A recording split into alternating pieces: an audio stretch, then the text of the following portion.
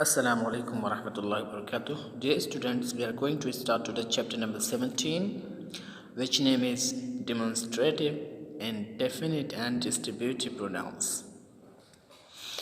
तो आइए शुरू करते हैं सबसे पहले demonstrative pronoun से 136 नंबर को देखते हैं और उसको समझते हैं कि ये क्या चीज़ है। Consider the following sentences. आने वाले सेंटेंसेस को, आने वाले जुमलों को गौर से देखिए और समझिए। This is a present from my uncle. These are merely excuses. Both cars are good, but this is better than that. Mumbai mangoes are better than those of Bangalore. Make haste. That's a good boy. Here that means one who makes haste. There is no period in ancient Indian history so glorious as that of the Guptas. Do not write as the Guptas. My views are quite in accordance with those of the University Commission. I may have offended, but such was not my intention. The strange is welcomed as such as that is the Red Fort. It will be noticed that the pronouns in italics are used to point out the objects to which they refer and are therefore called demonstrative pronouns. Latin demonstrative to show clearly. Okay? तो यहाँ पर ये कह रहे हैं it will be noticed, देखा गया होगा, दैट प्रोनाउंस उन ज़माइर को, उन प्रोनाउंस को इन इटैलिक्स, जो इटैलिक फ़ॉन्ट में लिखे हुए हैं, उनको इस्तेमाल किया गया है चीज़ों की तरफ इशारा करने के लिए, उन चीज़ों की तरफ इशारा करने के लिए जिसको हम समझ रहे हैं और कह रहे हैं। एंड और इसीलिए इनको डिमॉन्स्ट्रेटिव प्रोनाउंस कहा जाता है। यानी इन आने वाले सेंटेंसेस में जो भी वर्ड इटैलिक फ़ॉन्ट में लिखा गया है वो डिमॉन्स्ट्रेटिव प्रोनाउंस हैं और उसके ज़रिए से हम चीज़ों की तरफ इशारा कर रहे हैं, जो हम उन चीज़ों की तरफ इशारा कर रहे हैं जिसे हम मानते हैं और उसे हम एक दलील के तौर पे यानी मतलब पेश करते हैं। तो आइए आप देख लीजिए, दिस यानी जो फर्स्ट सेंटेंस है, दिस इज़ अ प्रेजेंट। तो यहाँ पे आप देखेंगे दिस जो है इटैलिक फ़ॉन्ट में लिखा गया है। तो इस दिस के ज़रिए से हम इशारा कर रहे हैं उस हदिये की तरफ, उस तोहफे की तरफ जो मेरे अंकल ने हमको दिया है। तो दिस को इसमें इशारे के तौर पे इस्तेमाल किया जाता है और करीब की चीज़ों के लिए इस्तेमाल किया जाता है। इसी तरीके से दीज देखेंगे आप, तो ये जो दीज है, ओके, सेंटेंस नंबर 2 में, तो ये भी इटैलिक फ़ॉन्ट में लिखा गया है और ये दिस की जमा है दीज। इसको भी हम रिफ़र कर रहे हैं एक्सक्यूज़ की तरफ। ओके, ऐसे ही थर्ड सेंटेंस में दिस क्या है, डिमॉन्स्ट्रेटिव प्रोनाउन है, और ऐसे ही दैट भी क्या है, this is better than that. तो यह मतलब दिस जो है और दैट जो क्या है, ये डिमॉन्स्ट्रेटिव प्रोनाउन है। अब यहाँ पे आप देखेंगे Mumbai mangoes are better than those of Bangalore. तो यहाँ पे आप देखेंगे दोज क्या है, ये डिमॉन्स्ट्रेटिव प्रोनाउन है जो आम की तरफ इशारा किया जा रहा है इसके ज़रिए से। तो दिस का जो जमा फॉर्म है, जो जमा होता है वो क्या होता है, दैट का दोज और दिस का दीज। दैट का इस्तेमाल हम दूर चीज़ों के लिए करते हैं और दिस का इस्तेमाल करीब चीज़ों के लिए हम करते हैं। Mac has that's a good boy. तो यहाँ पे आप देखेंगे दैट्स अ गुड बॉय। तो ये जो दैट है इटैलिक फ़ॉन्ट में लिखा गया है और ये क्या है, डिमॉन्स्ट्रेटिव प्रोनाउन है। Okay, there is no period in ancient Indian history so glorious as that. अब यहाँ देखेंगे अब that इटैलिक फॉन्ट में लिखा गया है और ये क्या है, डिमॉन्स्ट्रेटिव प्रोनाउन है जो कि इंडियन हिस्ट्री की तरफ इशारा कर रहा है। ऐसे ही आप देखेंगे my views are quite in accordance with the those. अब दोज देखेंगे, यहाँ पे दोज भी इटैलिक फॉन्ट में लिखा गया है और ये क्या है, डिमॉन्स्ट्रेटिव प्रोनाउन है जो चीज़ों की तरफ इशारा करने के लिए इस्तेमाल किया गया है। I may have different but such was not my ancient. Okay, तो यहाँ देखिए आप, मतलब सच, तो मतलब such, but such was not my intention, लेकिन मेरी ऐसा इरादा नहीं था। तो यहाँ पे सच क्या है, ये भी डिमॉन्स्ट्रेटिव प्रोनाउन है यहाँ पर। He was the representative of king and such as, तो यहाँ पे भी सच का इस्तेमाल एज ए डिमॉन्स्ट्रेटिव प्रोनाउन के हुआ है। The standard two is welcomed as such, तो यहाँ पे सच मतलब इसी तरह, मतलब सच का माना होता है इसी तरह से या ऐसा। ओके, तो हमारे पास जो डिमॉन्स्ट्रेटिव प्रोनाउन है वो 5 हैं, दिस, दीज, दैट, दोज और सच। दिस का इस्तेमाल करीब चीज़ों के लिए होता है और दैट का इस्तेमाल दूर चीज़ों के लिए होता है।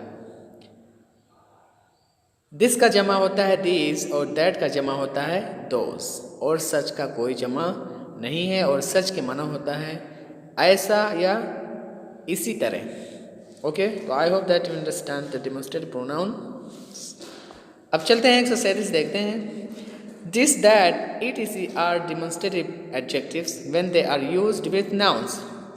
और this और that और such का इस्तेमाल एक एडजेक्टिव की तरह से होता है, एक सिफत की तरह से होता है जब ये नाउन के साथ आकर के इस्तेमाल होते हैं। अगर ये words this, that, these, those और सच एक नाउन से मिले हों, एक नाम से मिल कर के इस्तेमाल हुए हों, तो वहाँ पर ये एडजेक्टिव की तरह से इस्तेमाल होते हैं, ना कि डिमॉन्स्ट्रेटिव प्रोनाउंस की तरह से। फॉर एग्जाम्पल हम देख लेते हैं यहाँ पे, दिस बुक इज़ माइन, ये किताब मेरी है। तो यहाँ पे जो दिस इस्तेमाल किया गया है बुक के साथ जो कि नाउन है, तो यहाँ पे दिस क्या है, एडजेक्टिव है। दैट पेन इज़ योर्स, तो यहाँ पे देखेंगे आप कि दैट जो है ये पेन के साथ इस्तेमाल हुआ है, तो यहाँ पे दैट एज ए एडजेक्टिव इस्तेमाल हुआ है। दीज बुक्स आर माइन, तो यहाँ पे देखिएगा दीज ये बुक्स के साथ इस्तेमाल हुआ है जमा के साथ, तो यहाँ पे जो दीज का इस्तेमाल किया गया है as an adjective. Those pens are yours, तो यहाँ पे भी आप देखेंगे दोज और ये पेन के साथ इस्तेमाल हुआ, तो यहाँ पे जो दोज है वो क्या है, एडजेक्टिव है। What was that noise? अब यहाँ देखेंगे अब that noise, तो that का इस्तेमाल noise के साथ हुआ, इसलिए that क्या है, एडजेक्टिव है। This horse is better than that horse, अब यहाँ देखेंगे this horse और that horse, तो this that ये नाउन के साथ इस्तेमाल हुआ, इसीलिए क्या है, एडजेक्टिव है। ओके, all such people, इस जैसे सारे लोग ought to be avoided, उनसे परहेज किया जाना चाहिए। तो यहाँ पे देखेंगे सच पीपल, तो सच का इस्तेमाल पीपल के साथ हुआ है, तो इसका माना हुआ कि सच ये एडजेक्टिव की तरह से यहाँ पे इस्तेमाल किया गया है।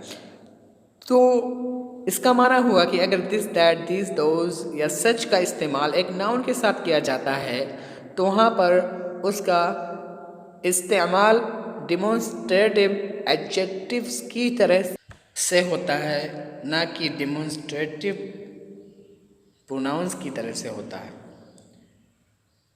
ओके, तो ये मालूम हुआ कि हमें कि अगर दिस, दैट, दीज, दोज और सच ये सिंगल इस्तेमाल होते हैं, नाउन के साथ इस्तेमाल नहीं होते हैं, तो ये डिमॉन्स्ट्रेटिव प्रोनाउंस होते हैं। लेकिन अगर यही दिस, दैट, दीज, दोज और सच नाउन के साथ मिलकर के इस्तेमाल होते हैं, एक साथ आते हैं, तो हम इनको डिमॉन्स्ट्रेटिव एडजेक्टिव्स कहते हैं, ना कि डिमॉन्स्ट्रेटिव प्रोनाउन कहते हैं। ओके, तो I hope that you understand it. आइए आगे चलते हैं और 138 देखते हैं। This refers to what is close at hand and nearest to the thought or person of the speaker. That refers to what is over there, farther away and more remote. इसमें ये कहना चाहते हैं कि दिस का इस्तेमाल करीब चीज़ों के लिए होता है, उन करीब चीज़ों के लिए जो आपके दिमाग से करीब हो और आदमी से करीब हो या बोलने वाले से करीब हो। यानी मतलब दिस और दिस का इस्तेमाल करीब चीज़ों के लिए इस्तेमाल किया जाता है, और दैट का इस्तेमाल ये दूर चीज़ों के लिए इस्तेमाल किया जाता है, चाहे वो चीज़ आपके दिमाग से दूर हो या आपकी आँखों से दूर हो या बोलने वालों से दूर हो, तो वहाँ पर हम क्या करते हैं, दैट या तो इसका इस्तेमाल करते हैं। For example, this is better than that, यह चीज़ अच्छी है उससे, यह अच्छी है उससे। ओके, तो यहाँ देखिए मतलब दिस का इस्तेमाल किया गया पास के चीज़ के लिए और दैट का इस्तेमाल किया गया दूर के चीज़ के लिए। ओके, अंडरस्टैंड या। अब आइए हम देखते हैं 139, that with its plural those is used to avoid the repetition of the preceding noun. और दैट अपने जमा के साथ दोज इस्तेमाल किया जाता है बीते हुए नाउन को बार बार ना दोहराने के लिए।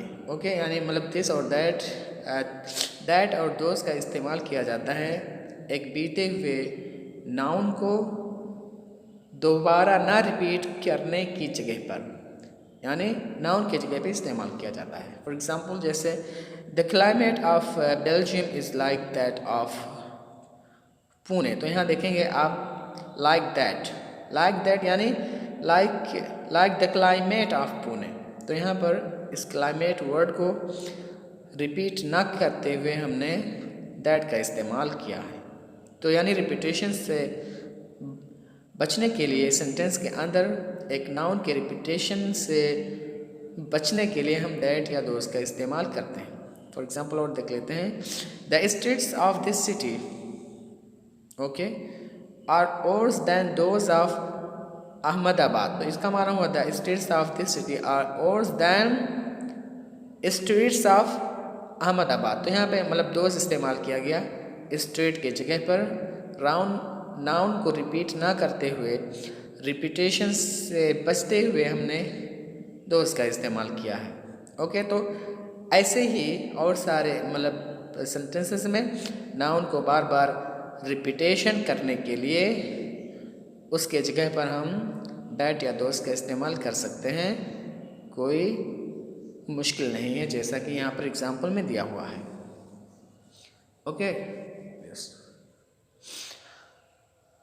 अब आइए 140 को देखते हैं। व्हेन टू थिंग्स, जब दो चीज़ें which have been already mention, जो पहले ही मतलब जिक्र किए जा चुके हैं, आर रिफर टू, और उनको माना जाता हो, this refers to the thing, तो दिस का इस्तेमाल किया जाता है चीज़ों की तरफ इशारा करने के लिए। लास्ट मेंशन्ड, दो जो सबसे आखिर में यानी मतलब जिक्र किया गया है। और दैट का इस्तेमाल किया जाता है उस चीज़ के लिए जो पहले यानी नाउन इस्तेमाल हुआ है। फॉर एग्ज़ाम्पल हम देख लेते हैं, virtue and vice offer themself for your choice, नेकी और गुनाह पेश करते हैं अपने आप को फॉर योर चॉइस, आपके इंतखाब के लिए। दिस लीड्स टू मैजरी, ये तकलीफ़ की तरफ ले जाती है, दैट टू हैप्पीनेस, और वो खुशी की तरफ ले जाती है। तो आप देखेंगे हमने मतलब दिस का इस्तेमाल किया विस के साथ, जो कि लास्ट में ज़िक्र किया गया है। ओके, और हमने वर्चू के साथ दैट का इस्तेमाल किया, जो कि शुरू में मेंशन किया गया है।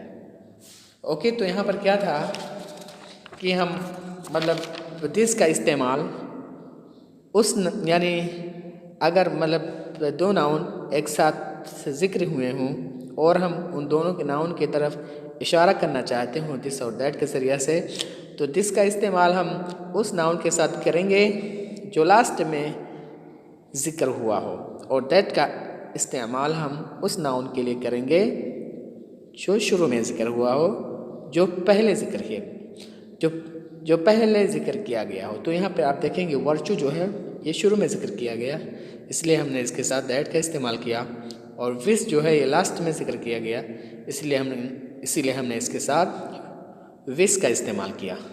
ओके, नो दिस का इस्तेमाल किया। सेकंड एग्जाम्पल को देख लेते हैं। Alcohol and tobacco are both injurious. शराब और निकोटीन दोनों क्या हैं? इंजूरियस हैं, सेहत के लिए मुफीद नहीं हैं।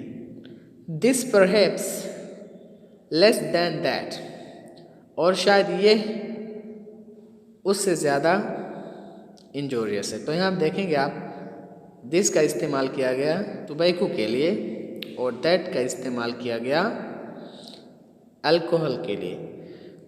तो इसका माना यह हुआ कि जब एक नाउन एक साथ मेंशन किए गए हों और उन नाउन को आप रिपीट ना करना चाहते हो तो आप उसे कैसे ताबीर करेंगे? तो जो मतलब लास्ट में ज़िक्र हुआ हो उसके लिए हम दिस का इस्तेमाल करेंगे, और जो शुरू में ज़िक्र हुआ हो उसके लिए हम दैट का इस्तेमाल करेंगे। तो हमने यहाँ पे मतलब दिस का इस्तेमाल किया टोबैको के लिए और दैट का इस्तेमाल किया अल्कोहल के लिए। तो अब ये हो गया हमारा डेमोन्स्ट्रेटिव प्रोनाउन और उसके इस्तेमालात, usage of the demonstrative pronouns. तो मैं उम्मीद करता हूँ कि आप लोग इस लेसन को समझ गए होंगे इंशाअल्लाह। तो ठीक है, आगे इंशाअल्लाह हम इंडेफिनिट प्रोनाउंस के बारे में देखेंगे और जानेंगे कि ये क्या चीज़ है। अस्सलामु अलैकुम व रहमतुल्लाहि व बरकातुहू।